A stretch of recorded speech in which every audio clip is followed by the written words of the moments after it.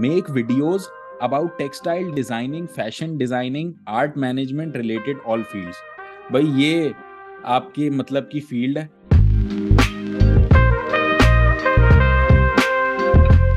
Hello जी, कैसे हैं आप सब लोग। तो अक्सर बहुत सारे बच्चे फैशन डिज़ाइनिंग के बारे में या टेक्सटाइल के बारे में मुझसे कमेंट्स में पूछते रहते हैं कि क्या जर्मनी में उसका स्कोप है, क्या जर्मनी में यूनिवर्सिटीज़ हैं जो ऑफ़र करती हैं।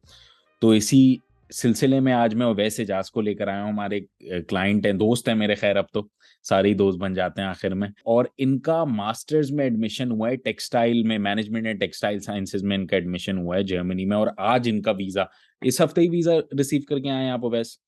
अराउंड ये 17 अगस्त को है।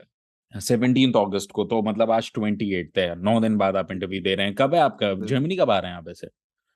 जर्मनी 5 को वीजा स्टार्ट हो रहा है और 12 की टिकट करवाई है मैंने। 12 की करवा ली है टिकट, जबरदस्त। मतलब आप टेक्सटाइल पढ़नी है, फुल फैशन डिजाइनिंग सीखनी है।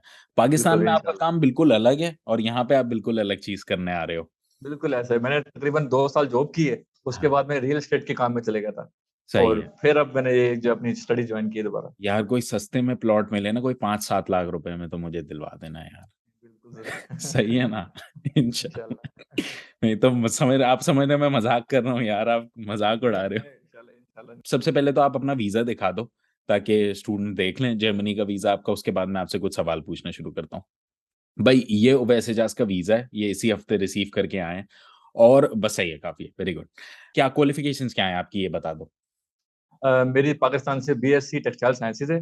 सही है। और जी हाँ, और अब मास्टर्स के लिए जो मैंने अप्लाई किया वो management in textile trade and technology में किया और आपकी क्या सीजीपीए थी पाकिस्तान में, बैचलर्स में? है। 2.5। भाई देख लें कि 2.5 है। बहुत सारे बच्चे ये भी कमेंट करते हैं कि कम सीजीपीए पे पॉसिबल है। तो जर्मनी में जब मैं इनका अप्लाई कर रहा था ना, खासतौर पे क्योंकि इनकी नंबर 1 ये प्रायोरिटी थी कि मेरा टेक्सटाइल में, बस मुझे टेक्सटाइल पढ़ना है।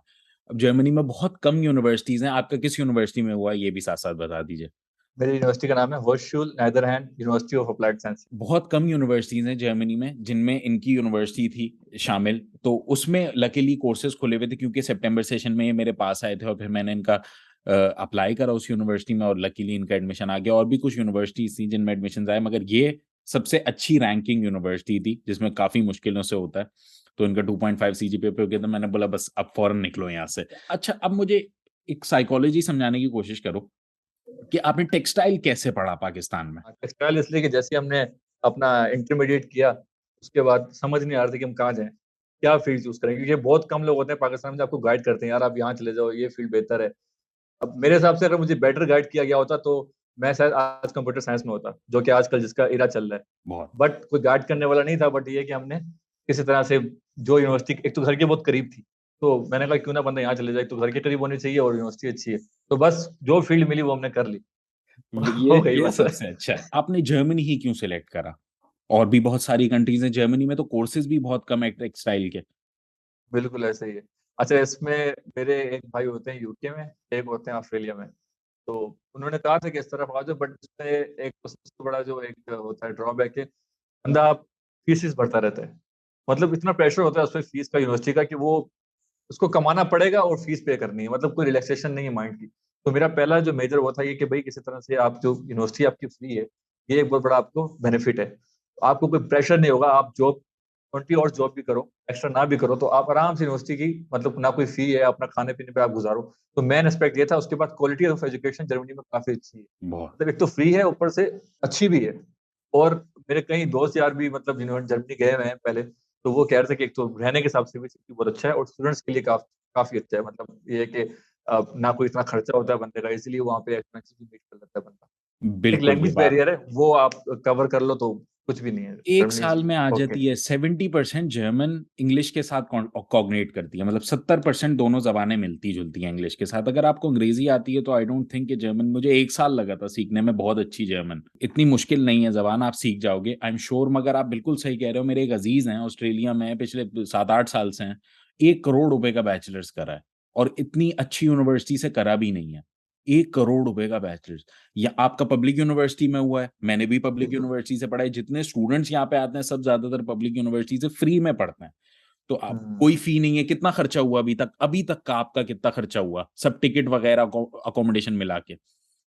अकोमोडेशन तो अभी नहीं हुई है, और बाकी टिकट वगैरह मिला के मेरे ख्याल से कोई अराउंड 3-4 लाख का खर्चा हुआ होगा।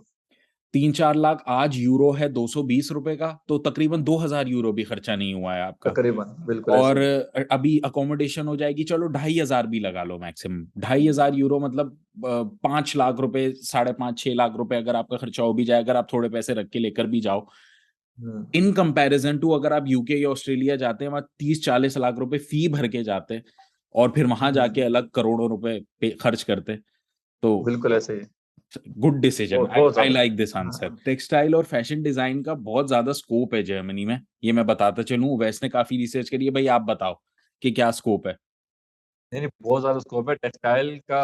जर्मनी तो हब है टेक्सटाइल का, मैं जितनी टेक्सटाइल पढ़ी है, जर्मनी जो है वो हब है। हमारे इतने क्लाइंट्स जो हैं वो जर्मनी से आते हैं, और जर्मनी में इतने ब्रांड्स हैं जो हम डील कर रहे होते हैं, और पाकिस्तान में लेबर कम है, तो सारा काम पाकिस्तान से हो रहा होता है और जर्मनी जा रहा होता है। जर्मनी में बहुत टेक्सटाइल है, बहुत ज्यादा स्कोप है टेक्सटाइल का।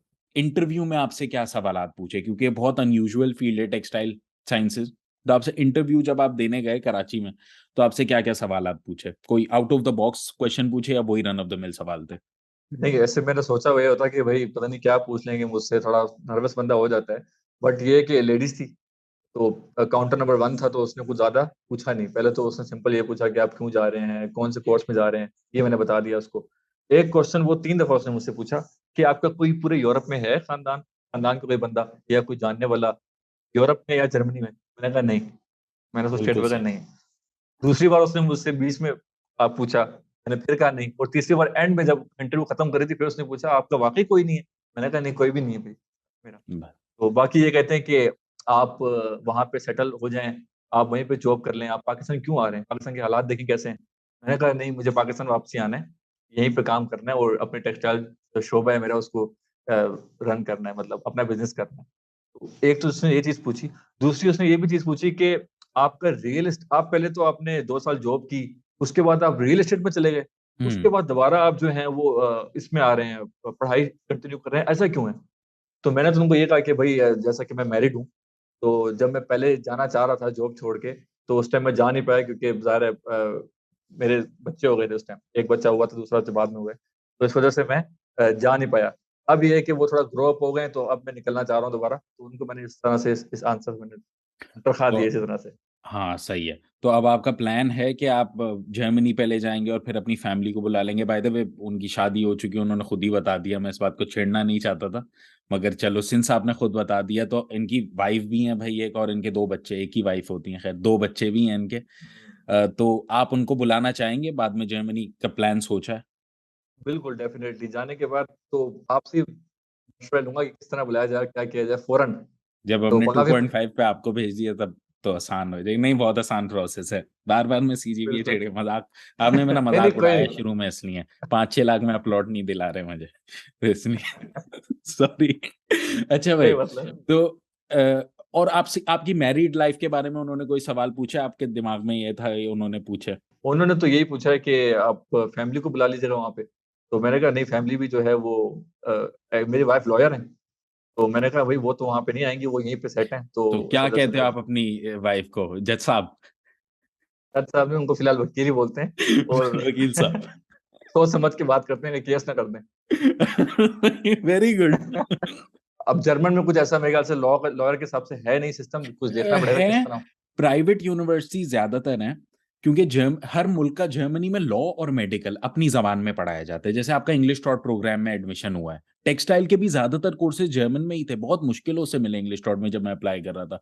मगर लॉ का ना, कुछ यूनिवर्सिटीज हैं जो अंग्रेजी में पढ़ाती हैं, मगर उनकी थोड़ी बहुत फीसें हैं, अगर वो बंदा पे कर दे तो सही है। मगर अब आपकी वाइफ को पे करने की जरूरत नहीं है, आप जाओगे जब, तो आपकी वाइफ डिपेंडेंट वीजा पे आ सकती है आपके बच्चों के बिल्कुल साथ, तो वो सबसे ऐसे ही। आसान रहेगा। वो मैं आपको बाद में तरीका बता दूंगा कि कैसे आप थोड़ा जाके वहां खुद सेटल हो जाओ, फिर आप, ठीक है। जर्मनी में यही करना चाहिए कि पहले बंदा खुद जाके सेटल हो जाए, और फिर बाद में अपनी फैमिली को बुला ले, साथ साथ लेके जाने की कोशिश नहीं करनी चाहिए। बिल्कुल बिल्कुल। अच्छा, बिल्कुल ऐसे तो ही। भाई ये तो सारे सवालात हो गए। वैसे जैसे अगर आखिर में आप कुछ बोलना चाहो, जो इतने सारे लोग आपको देख रहे हैं इस टाइम।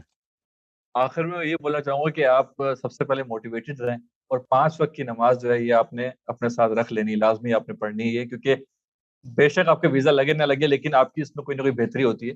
और दूसरा ये कि आप जो है, कुछ लोग होते हैं आप खुद अप्लाई करने की कर रहे होते हैं जर्मनी में, तो अगर आपको 100% भरोसा है अपने पे तो आप करें। अदरवाइज अपना टाइम वेस्ट ना करें, आप कोई कंसल्टेंट हायर कर लें, लेकिन सोच समझ के। अब मैंने मिनाल भाई को मैंने ये कहा था कि मिनाल भाई, आप मिनाल भाई ने मुझे कहा तुम्हारे सीजीपीए लो है, तो मैं तुम्हारा लैंग्वेज कोर्स में करवा सकता हूँ, उसमें पॉसिबल नहीं, क्योंकि मैं आपको क्या लारे दूं यार, हो जाएगा ये हो जाएगा, आपका टाइम वेस्ट करूं। लेकिन मिनाल भाई ने 3-4 दिन बाद मुझे खुद मैसेज किया, यार मैं खुद चाहता हूँ तुम्हारा यूनिवर्सिटी में हो, और आपने मेरा जबरदस्ती यूनिवर्सिटी के अंदर करवाया लैंग्वेज कोर्स। चाहते तो आप करवा सकते थे, लेकिन आपने खुद अपनी तरफ से 100% कोशिश की और मेरा किसी तरह से यूनिवर्सिटी के अंदर करवाया। तो ये चीज मुझे आपकी काफी अच्छी लगी। मैं तो 100% आपसे सेटिस्फाई हूँ, और ये कि मैं रेफर भी ये करूंगा कि मिनाल भाई के साथ आप जो है कॉन्टेक्ट करें, इनसे रब्ता करें, तो ये काफी अच्छे हैं और काफी कोऑपरेटिव भी हैं माशाल्लाह से। हाँ, आपने मेरी क्लास बुक करी थी, कैलेंडली के थ्रू इन्होंने मेरी क्लास बुक करी थी, और आपने मुझे बोला था कि लैंग्वेज की मैंने आपकी काफ़ी वीडियोस देखी हैं, लैंग्वेज में करवा दो मेरा। मगर फिर जब मैंने आपका केस स्टडी करा, ज़ाहिर है जब किसी बच्चे के पास क्वालिफिकेशंस है ना, और फिर उसका काम ना मुझे पता हो कि हो सकता है यार, ये मेरा काम है, आपका रियल एस्टेट का काम है, आपको मैं नहीं हरा सकता उस चीज़ में। इस चीज़ में मुझे आप नहीं हरा सकते, जब आपको कुछ नहीं पता। तो मैंने जब आपकी प्रोफाइल देखी, मैंने बोला नहीं, क्यों लैंग्वेज में जाएगा, ये तो मास्टर्स में हो सकता है इसका, हम ट्राई तो कर सकते हैं एटलीस्ट। हम ट्राई करते हैं, हो जाएगा तो जबरदस्त है। फिर एक दफा मैंने सीजीपीए का सोचा, फिर दूसरी दफा मैंने एक्सपीरियंस का सोचा, मैंने बोला नहीं, बिस्मिल्लाह करते हैं, अल्लाह का शुक्र है भाई वीजा लग गया। ओवैस बहुत बहुत शुक्रिया आपका ये इंटरव्यू देने के लिए। और जो भी नो आप लोगों प्रॉब्लम। में से ये वीडियो देख रहा है, अगर आप लोगों को ये पसंद आई, या अगर आप लोगों के कोई और सवाल हैं, तो नेक्स्ट वीडियो में मैं जिस भी स्टूडेंट से पूछूं वो कमेंट में कर दें। मैं नेक्स्ट वीडियो में वही सवाल उन बच्चे से पूछूंगा, स्टूडेंट से पूछूंगा। और अगर अभी तक आप लोग ये वीडियो देख रहे हैं और आप लोग मुझसे कांटेक्ट करना चाहते हैं, तो ये रहे लिंक्स, आप लोग फेसबुक, कैलेंडली या इंस्टाग्राम पे कांटेक्ट कर सकते हैं। और फिर आई सपोज आज के लिए इतना ही, फिर कल मिलते हैं ना। पीस आउट कर दो वैसे। बस अब आप अपनी बिजनेस करो, मैं आपको ज्यादा तंग नहीं करूंगा।